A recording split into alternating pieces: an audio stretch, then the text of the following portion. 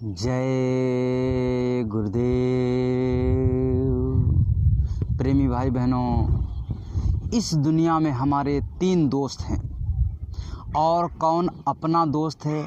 यानी आपके जो सच्चा काम आने वाला है, जो आखिर में आपको फांसी से बचा सकता है, जो आखिर में आपको जब ज़रूरत पड़े तो आपके साथ में खड़ा हो सकता है। ऐसा दोस्त कौन सा है? तो चलिए जानते हैं इस कहानी के माध्यम से कि हमारा असली दोस्त कौन सा है। अगर आपने अपने असली दोस्त के बारे में जान लिया तो आप सबसे ज़्यादा समय उस अपने असली दोस्त को देंगे, उसका सम्मान करेंगे और अपने जीवन में उसका जो है सबसे ज़्यादा महत्व देंगे। तभी आपका जीवन सफल होगा, क्योंकि जो हमारा असली दोस्त है, जो हमें हर समय हमारे साथ में खड़ा रहने वाला है, हमारे हित के बारे में सोचने वाला है, उसकी अगर हम जो है बात मानेंगे, उसके साथ में हम खड़े होंगे, उसका आदर सम्मान करेंगे, तो हमको जो है जीवन में बहुत बड़ा फ़ायदा होगा। एक बार की बात है, एक व्यक्ति को फांसी की सज़ा हो गई और पुलिस वाले उसके घर पे आए, उसको जो है वारंट पकड़ाया और कहा कि आपका वारंट कट गया, अब आपको फांसी की सज़ा होने वाली है। फला फला तारीख में आप जो है अदालत में पहुंच जाना। अगर अदालत में पहुंच करके आपने गवाह पेश नहीं किया और आपकी गवाही में अगर जो है दम नहीं हुआ तो आप जो है आपको फांसी हो जाएगी और आपको कोई बचा नहीं सकता। अब वो व्यक्ति बड़ा ही एकदम बहुत ही ज़्यादा परेशान हो गया। कहने लगा, जिसको मौत की खबर आ जाए वो व्यक्ति परेशान तो हो ही जाएगा। रोटी पानी कुछ नहीं उसको भाने लगा। वो गया अपने पहले दोस्त के पास में। उसने कहा, ये है हमारा सबसे पक्का दोस्त है, अब इसके पास चलते हैं तो ये हमारा लास्ट में जो है हमारा जो है सहायता करेगा और हमको फांसी से बचा लेगा। वो अपने पहले दोस्त के पास में गया, दरवाज़ा खटखटाया, कहा कि भैया हमारी मदद कर दीजिए, अब जो है हमको फांसी लगने वाली है। उसने कहा कि भाई आपको फांसी लगने वाली है, ठीक है भैया, लगन मैं आपका जो है साथ नहीं दे सकता, मैं आपके साथ में चल नहीं सकता। दोस्ती अपनी पक्की है, लेकिन मैं आपको जो है अदालत में आपके साथ में चल कर के गवाही नहीं दे सकता। वो एकदम निराश हो गया। उसने कहा कि भैया ऐसी दोस्ती का क्या फ़ायदा जब हमारी फांसी लगने वाली है और आप हमारे काम नहीं आ सकते। वो वहाँ से निराश होकर चल दिया।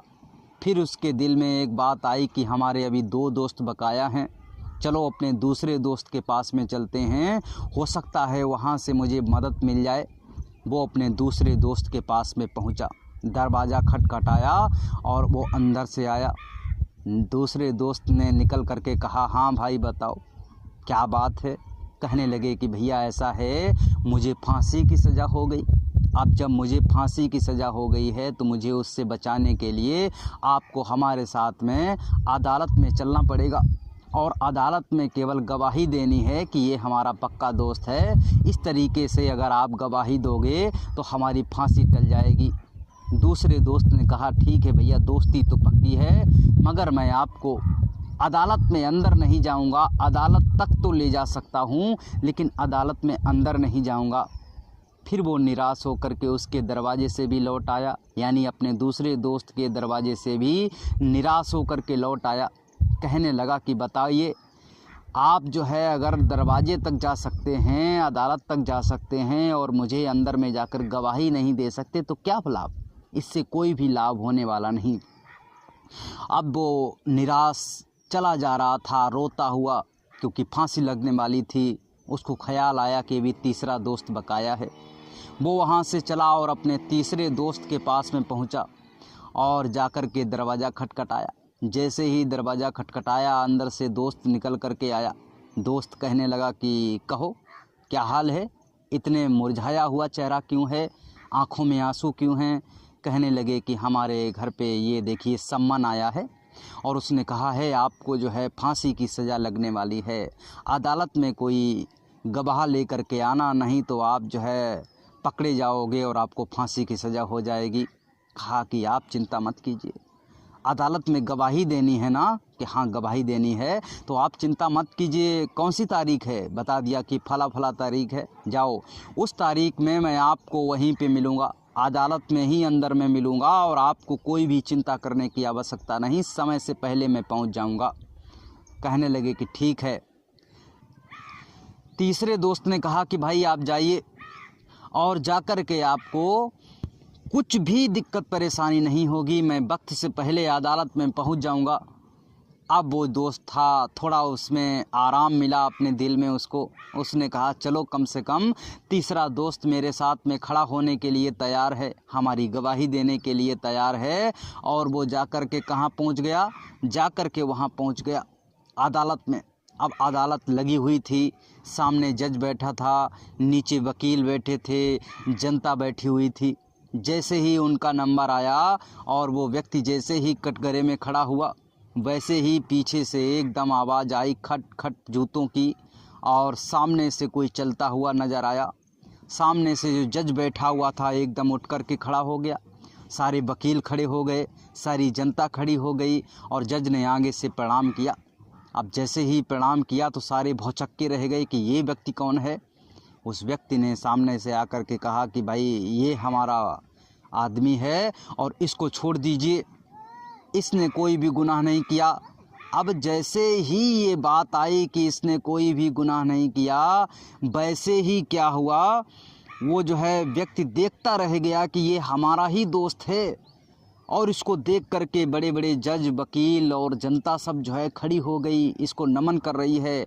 मैं तो इसको छोटा मोटा व्यक्ति समझता था, छोटा मोटा दोस्त समझता था, लेकिन आज ये काम आ गया प्रेमी भाई बहनों, और उस व्यक्ति की जो है फांसी टल गई।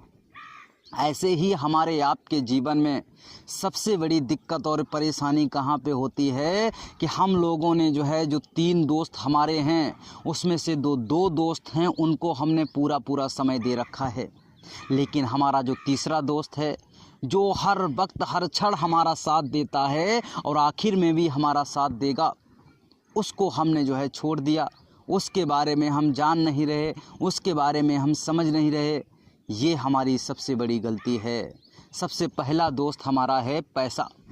अब पैसा क्या करता है, जब आपको कोई दिक्कत परेशानी होगी, जब आपको यमदूत यहाँ से निकालने आएंगे, जब आपको वो यहाँ से खींच करके ले जाएंगे, तब आपका पैसा रखा रह जाएगा, कोई भी आपको बचा नहीं सकता। बड़े बड़े लोग, बड़े बड़े धनपति, बड़े बड़े राजा महाराजा, सिकंदर जैसे राजा और बड़े बड़े जो है ताकतवर राजा सब चले गए, धन दौलत हर चीज़ उनके पास में थी, लेकिन इसके बावजूद चले गए। क्यों? क्योंकि वो जो है परमात्मा जो है, वो जो है धन दौलत उसके सामने कुछ नहीं। उसका समय पूरा हुआ तो वो काल भगवान को आदेश देगा, काल भगवान अपने दूतों को भेजेंगे और आपको इस काल माया के देश से निकाल लेंगे। प्रेमी भाई बहनों, इसके बाद में दूसरा दोस्त आपका परिवार है। आपका परिवार जो है कब तक आपका साथ देगा, आपको उठा करके शमशान घाट तक ले जाएगा, या तो आपको ज़मीन में जमी दोस्त कर देगा, उसमें गाड़ देगा, या तो आपको जो है चिता पे जला करके राख कर देगा। बस वहाँ तक वो जो है आपका साथ देगा और इसके बाद में आपका साथ छोड़ देगा। वहाँ अदालत तक, जहाँ तक आपका हिसाब किताब होगा, जहाँ काल भगवान आपका हिसाब किताब करेंगे, धर्मराज जहाँ पर आपको सज़ा सुनाएंगे, वहाँ पर वो जो है आपका परिवार, आपका पैसा वहाँ पर नहीं जा सकता, लेकिन वहाँ पर आपका गुरु जा सकता है। आपका गुरु वहाँ पर जो है खड़ा होकर के आपको बचा सकता है। इसीलिए अपने गुरु के प्रति हमको आपको सम्मान रखना चाहिए, उनके प्रति विश्वास रखना चाहिए, गुरु के वचनों को सिर पर रखना चाहिए। गुरु जो भी कह दें उन बात को मान करके अपने जीवन में आगे बढ़ना चाहिए। यही हमारे जीवन का परम लक्ष्य होना चाहिए और इसीलिए हमको यह जीवन मिला है। प्रेमी भाई बहनों, हम और आप इस संसार में फंस गए हैं। इस संसार से निकलने के लिए संत महात्माओं का सहारा बहुत ज़रूरी है। संत महात्मा ही हमको इस संसार से, इस काल माया के देश से निकाल सकते हैं। इसलिए उनका सहारा लीजिए, उनका साथ लीजिए और अपने जीवन को धन बनाइए। अब ये कहानी से आप क्या सीखे हैं, कमेंट में जय गुरुदेव नाम प्रभु का लिखने के बाद नीचे आप बताइए, अपने विचार लिखिए और इसके बाद में वीडियो को लाइक कर दीजिए, चैनल को सब्सक्राइब कर दीजिए और हमारे साथ में जुड़े रहिए। जय गुरुदेव।